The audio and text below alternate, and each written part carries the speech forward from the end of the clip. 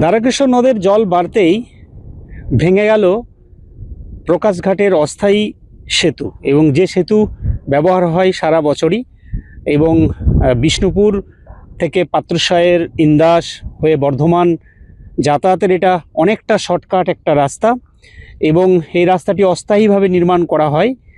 এবং বর্ষার সময়, বর্ষার বৃষ্টিতে যখনই দ্বারকেশ্বর নদের জল বেড়ে যায়, তখনই কিন্তু এই অস্থায়ী যে সেতু করা হয় সেই সেতুটি ভেঙে যায়।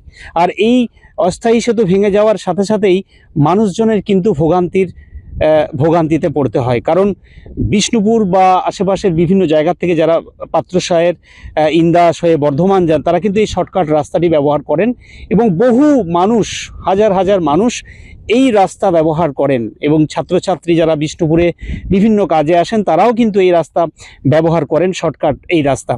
তবে বর্ষার আসলেই, যখনই দ্বারকেশ্বর নদের জল বেড়ে যায়, তখনই কিন্তু এই অস্থায়ী যে রাস্তাটি নদের উপর তৈরি করা হয় সেটি কিন্তু ভেঙে যায়।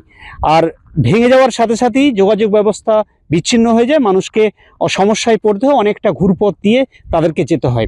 এই মুহূর্তে দেখতেই পাওয়া যাচ্ছে যে অস্থায়ী যে রাস্তা নদের উপর, সেই রাস্তা কিন্তু জলের তোড়ে ভেঙে গিয়েছে। দ্বারকেশ্বর নদের জল বেড়েছে, এবং আবার জল যখন কমে যায়, অর্থাৎ জল যখন একেবারেই কমে যায়, তখন আবার এই রাস্তা তৈরি করা হয়, আবার যাতায়াতের ব্যবস্থা করা হয়। তবে এই মুহূর্তে যেহেতু বর্ষা, বৃষ্টি হচ্ছে, দ্বারকেশ্বর নদের জল আরও বাড়বে। আরও যেটুকু ভেঙেছে দেখা যাচ্ছে, তার থেকেও কিন্তু আরও অনেকটা অংশই, যে জায়গা আমি দাঁড়িয়ে রয়েছি সেটাও কিন্তু পুরো ডুবে যায়। যদিও এখনও সেই জায়গাটা না ডুবলেও রাস্তার দুটো অংশ ভেঙে যাওয়াতে রীতিমতো যাতায়াত ব্যবস্থা বন্ধ হয়ে গেছে।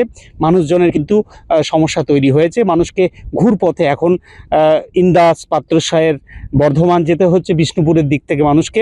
আবার পাত্রসায়ের, ইন্দাসের দিক থেকে আসা বিষ্ণুপুরের মানুষকেও কিন্তু অনেকটা ঘুরপথে আসতে হচ্ছে এই রাস্তা ভেঙে যাওয়ার কারণে।